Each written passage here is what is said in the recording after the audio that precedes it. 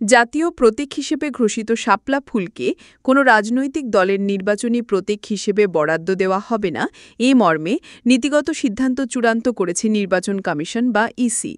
আজ বুধবার ৯ জুলাই নির্বাচন কমিশনার আব্দুর রহমান এল মাসুদ গণমাধ্যমের কাছে বিষয়টি নিশ্চিত করেছেন। তিনি বলেন, নতুন প্রস্তাবিত প্রতীক তালিকায় শাপলা রাখা হচ্ছে না।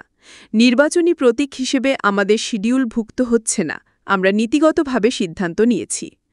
সিদ্ধান্তটি এমন এক সময়ে এসেছে যখন নাগরিক ঐক্য এবং নবগঠিত রাজনৈতিক দল জাতীয় নাগরিক পার্টি এনসিপি শাপলাকে দলীয় প্রতীক হিসেবে দাবি করে আবেদন করে।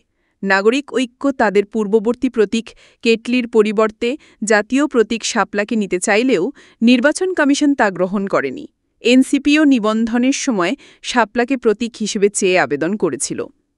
নির্বাচন কমিশনের ভাষ্যমতে জাতীয় প্রতীককে কোনো নির্দিষ্ট রাজনৈতিক দলের প্রতীক হিসেবে বরাদ্দ দিলে সেটি ভবিষ্যতে রাজনৈতিক বিতর্কের জন্ম দিতে পারে। এছাড়া একটি জাতীয় প্রতীক যখন দলীয় স্বার্থে ব্যবহৃত হয় তখন তার নিরপেক্ষতা ও সম্মান প্রশ্নবিদ্ধ হয়। সেসব দিক বিবেচনায় নিয়ে কমিশন শাপলাকে নির্বাচন পরিচালনা বিধিমালার তফসিলভুক্ত প্রতীক তালিকা থেকে বাদ দেওয়ার সিদ্ধান্ত নেয়। উল্লেখ্য, নির্বাচনী প্রতীক তালিকায় কি থাকবে কি থাকবে না তা নির্ধারণে নির্বাচন কমিশনের ক্ষমতা রয়েছে। এই তালিকা নিয়মিত হালনাগাদ করা হয়, বিশেষত নতুন রাজনৈতিক দল নিবন্ধনের সময় প্রতীক বরাদ্দের প্রয়োজন দেখা দিলে।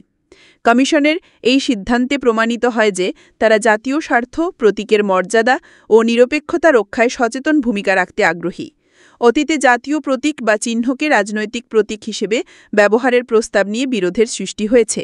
ফলে শাপলাকে রাজনৈতিক প্রতীক হিসেবে বরাদ্দ না দেওয়ার পদক্ষেপ অনেকটাই প্রিভেন্টিভ বা আগাম ঝুঁকি প্রশমনের কৌশল হিসেবেই দেখা হচ্ছে।